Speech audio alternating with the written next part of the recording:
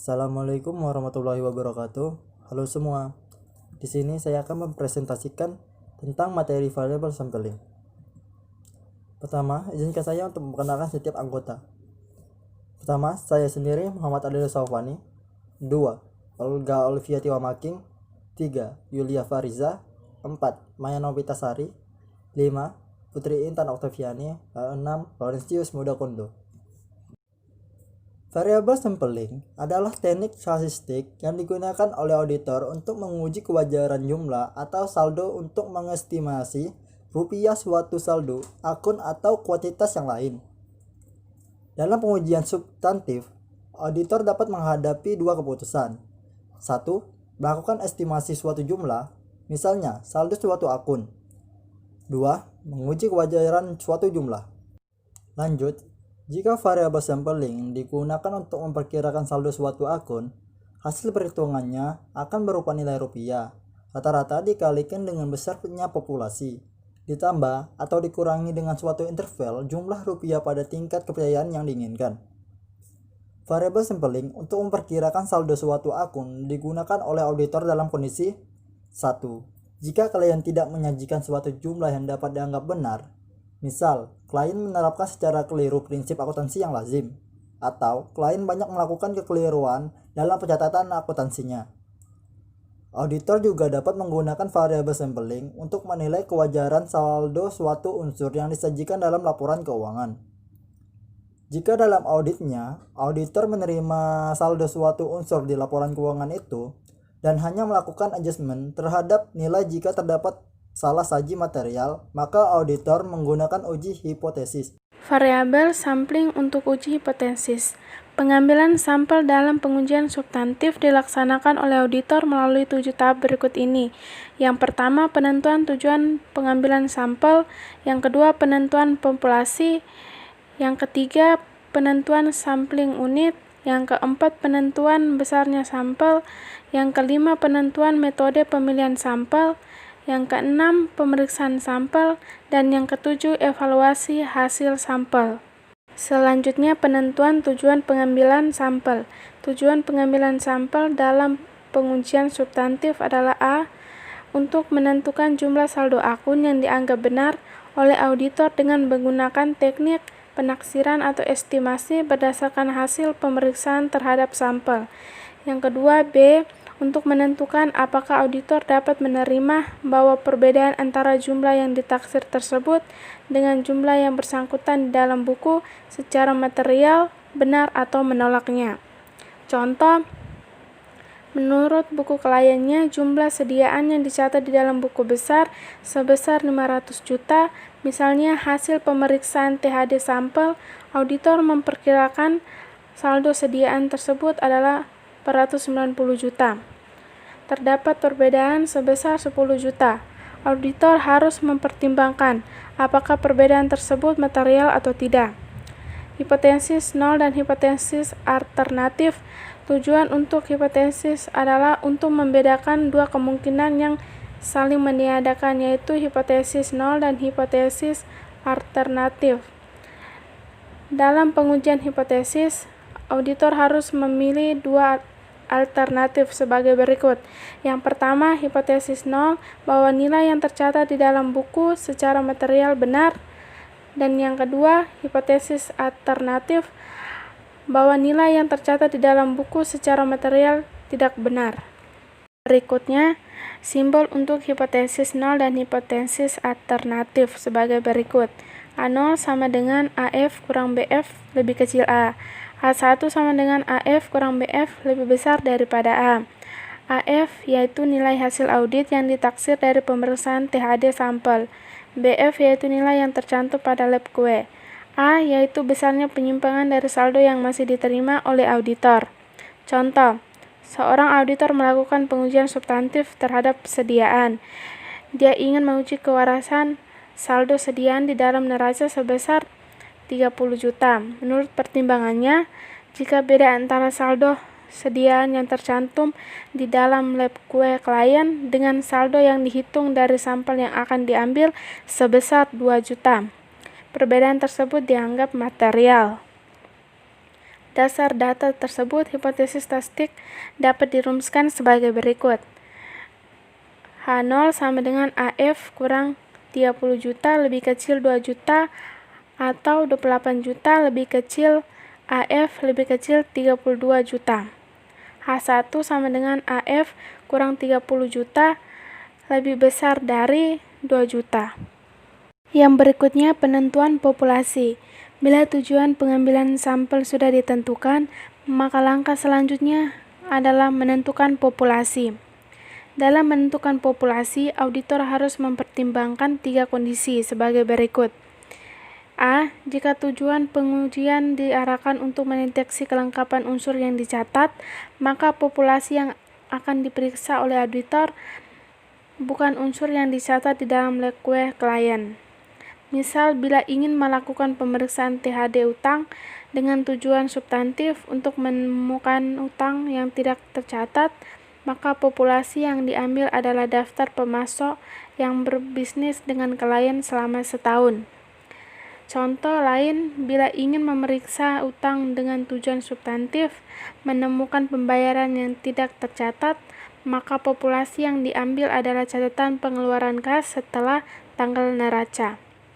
Yang ke-B, saldo debit dan saldo kredit dapat digolongkan secara terpisah untuk tujuan pengambilan sampel. Yang ke-C, wujud fisik suatu populasi kemungkinan tidak tercakup semua unsur dalam populasi tersebut.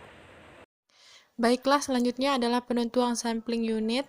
Sampling unit adalah unsur-unsur secara individual yang terdapat dalam populasi yang berupa, yang pertama yaitu saldo akun, yang kedua suatu transaksi yang membentuk saldo akun, yang ketiga suatu dokumen yang menjadi bukti terjadinya transaksi.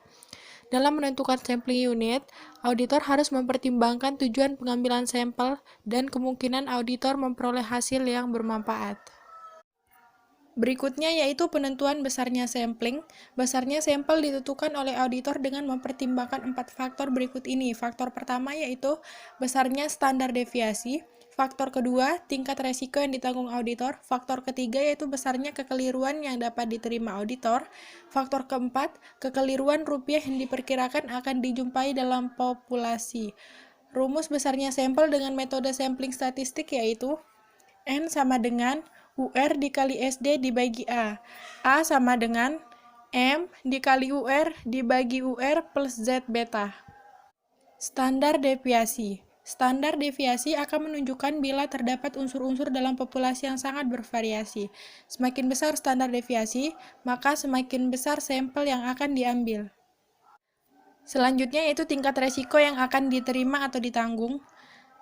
Menerima atau menolak suatu jumlah yang dihasilkan oleh suatu sampel memiliki 2 macam resiko. Resiko yang pertama yaitu resiko keliru menolak atau kesalahan alfa.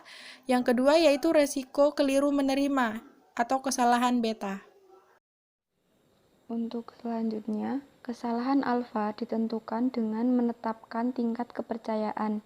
Misal, resiko alfa adalah sebesar 1 dikurangi 95% sehingga menjadi 5%. Kesalahan alfa berakibat dilakukan pengujian tambahan untuk memeriksa objek yang diaudit. Contohnya, auditor harus memeriksa catatan pengiriman barang. Jika hasil prosedur audit konfirmasi piutang usaha, audit berkesimpulan bahwa saldo piutang yang disajikan klien keliru. Kesalahan beta merupakan tingkat resiko keliru menerima secara kuantitatif dihitung dengan rumus kesalahan beta sama dengan R per IC kali AR dengan keterangan R sama dengan resiko akhir yang ditanggung auditor, IC sama dengan resiko pengendalian, dan AR sama dengan resiko analitikal. Contohnya, ditentukan resiko akhir sebesar 5%. Auditor juga menentukan resiko pengendalian sebesar 3% dan resiko analitikal sebesar 3%. Maka kesalahan beta sama dengan R per AC kali AR, sehingga 0,5 per 0,5 dikali 0,30 sama dengan 0,55 sama dengan 55%. Selanjutnya, materialitas. Contohnya, ditentukan risiko akhir sebesar 5%. Auditor juga menentukan risiko pengendalian sebesar 3% dan risiko analitikal sebesar 3%. Maka kesalahan beta sebesar dengan rumus R per AC kali AR yaitu 0,5 per 0,30 kali 0,30 dengan hasil 0,55 sama dengan 55%. Selanjutnya, ketepatan yang dapat diterima auditor dengan rumus A sama dengan MUR per UR plus Z beta. Selanjutnya, penentuan metode pemilihan sampel. Metode pemilihan sampel yang pertama, judgment sampling, yang kedua, systematic sampling, yang ketiga, random sampling. Slide selanjutnya ada pengertian resiko audit. Resiko audit adalah resiko yang terjadi dalam hal auditor tanpa disadari, tidak dimodifikasi pendapatnya sebagaimana mestinya atas suatu laporan keuangan yang mengandung salah saji material. Dengan kata lain, auditor dikatakan mengalami resiko audit jika auditor salah menyimpulkan hasil auditnya, yakni menyatakan bahwa laporan keuangan telah disajikan sesuai standar akuntansi dan tidak mengandung salah saji material. Padahal sesungguhnya laporan keuangan tersebut tidak disajikan sesuai standar akuntansinya dan mengandung salah saji material. Adapun faktor-faktor yang mempengaruhi resiko audit. Resiko audit dipengaruhi oleh resiko-resiko berikut ini. Yang pertama, kelemahan atau ketidakmampuan pengendalian intern yang diciptakan manajemen dalam menjaring keberadaan kesalahan dalam data yang menjadi dasar penyusunan laporan keuangan. Resiko salah saji yang disebabkan oleh kelemahan pengendalian intern ini disebut resiko pengendalian atau control risk atau disingkat CR. Yang kedua, ada kerentaan dari pos atau akun yang disajikan dalam laporan keuangan terhadap suatu kesalahan dalam penyajian resiko salah saji yang disebabkan sifat bawaan informasi atau pos ataupun akun yang diaudit itu disebut resiko melekat atau intern risk, disingkat IR. Yang ketiga, ada kegagalan auditor menemukan salah saji material pada waktu melakukan pengujian. Resiko kemungkinan terjadi kondisi demikian disebut resiko deteksi atau detection risk atau disingkat DR. Selanjutnya, faktor-faktor yang mempengaruhi resiko deteksi. Risiko deteksi dapat disebabkan oleh dua faktor yaitu, yang pertama, penerapan metode sampling disebut risiko sampling atau sampling risk yang disingkat SR. Yang kedua, bukan karena penerapan metode sampling disebut risiko non-sampling atau non-sampling risk yang disingkat NSR. Risiko sampling berkaitan dengan pengambilan simpulan atas populasi atau keseluruhan data yang hanya didasarkan atas pengujian terhadap sampel. Risiko sampling terjadi jika sampel tidak representatif terhadap populasinya. Sedangkan risiko non-sampling atau non-sampling risk atau NSR pada dasarnya disebabkan oleh dua hal sebagai berikut. Yang pertama, kompetensi auditor. Jika auditor yang ditugaskan tidak kompeten, maka audit akan gagal menemukan penyimpangan karena auditornya tidak mengetahui apa yang harus ditemukannya. Yang kedua, prosedur audit. Prosedur audit yang salah dapat menyebabkan salah pengambilan simpulan. Sebagai contoh, prosedur organisasi menempatkan bahwa setiap pengeluaran barang harus didasarkan pada permintaan barang dari calon pengguna. Selanjutnya, pengujian dalam audit. Siklus pemrosesan informasi itu secara sederhana dapat digambarkan sebagai berikut. Di situ ada transaksi, bukti, dibukukan, terus laporan. Dari gambar di samping terlihat bahwa kendala laporan dipengaruhi oleh kendala pengendalian intern yang diterapkan audit. Karena pelaksanaan audit harus dilaksanakan secara efektif dan efisien, maka pengujian audit tidak dapat dilakukan langsung hanya terhadap kewajaran penyajian laporan atau pengujian substantif.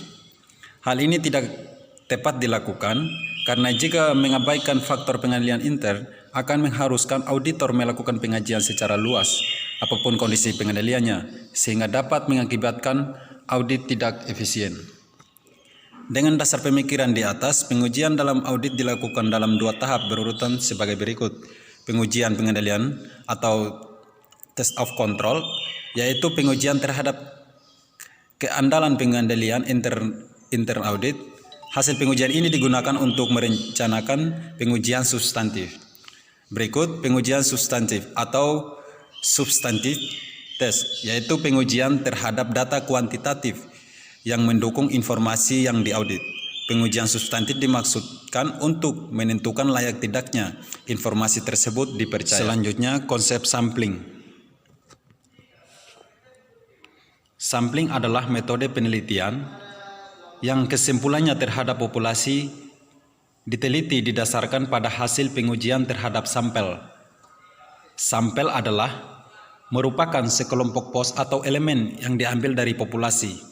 Sampel juga bisa diartikan bagian dari populasi yang dipilih untuk diteliti, berfungsi sebagai perwakilan dari seluruh anggota populasi. Populasi yang dikenal pula dengan istilah field atau universi adalah sekumpulan data yang menjelaskan beberapa kejadian yang menjadi perhatian peneliti. Setiap auditor dalam melaksanakan sampling audit harus melakukan hal-hal sebagai berikut. Yang pertama, perencanaan atau planning, yaitu kalau sampling audit digunakan, auditor harus mempertimbangkan hubungan antara tujuan pengendalian manajemen atau intern dan juga mempertimbangkan faktor-faktor yang berpengaruh terhadap ukuran sampel atau besarannya sampel. Yang kedua, pemilihan atau selection, yaitu bahwa pemilihan sampel harus dilakukan terhadap item-item yang bisa mewakili subrepresentatif yang ada dalam populasi. Terus yang terakhir, evaluasi atau evaluation, yaitu auditor harus menilai hasil sampel dari item-item sampel yang telah dipilih dan harus mempertimbangkan risiko sampling. Selain itu, auditor juga mempertimbangkan aspek kualitatif dari hasil sampling. Slide berikutnya, unsur-unsur yang mempengaruhi hasil sampling. Permasalahan utama sampling adalah keterwakilan atau dikenal dengan representasi anggota populasi dalam sampel yang dipilih. Oleh karena itu, dalam melaksanakan sampling, auditor perlu memahami unsur-unsur yang mempengaruhi hasil sampling. Yang pertama, populasi. Unit populasi adalah banyaknya satuan anggota populasi. Yang kedua, standar deviasi. Standar deviasi adalah angka yang menunjukkan jarak antara nilai rata-rata populasi dengan para anggotanya secara umum, sekaligus menunjukkan tingkat heterogenitas atau homogenitas data dalam populasi. Yang ketiga, tingkat keyakinan atau keandalan. Tingkat keyakinan adalah derajat keandalan sampel terhadap populasi yang diwakilinya, ditunjukkan oleh perkiraan atau persentase banyaknya populasi yang terwakili oleh sampel. Yang keempat, kesalahan sampling. Ketepatan atau akurasi hasil sampling atau sampling precision sama dengan A ditentukan oleh kesalahan sampling atau sampling error sama dengan E. Yang kelima, rangkuman. Keseluruhan harus dirangkum. Selanjutnya, sampling dalam audit. Teknik sampling dalam audit dapat dilakukan dengan 2 cara, yaitu sampling statistik, menggunakan rumus atau formula statistik, sehingga digunakan harus dikuantifikasikan lebih dahulu sesuai kebutuhan formula dan pemilihan harus acak atau random. Sampling non-statistik tidak menggunakan rumus atau formula statistik, sehingga yang digunakan tidak perlu dikuantifikasi dan pemilihan tidak boleh diacak. Terima kasih.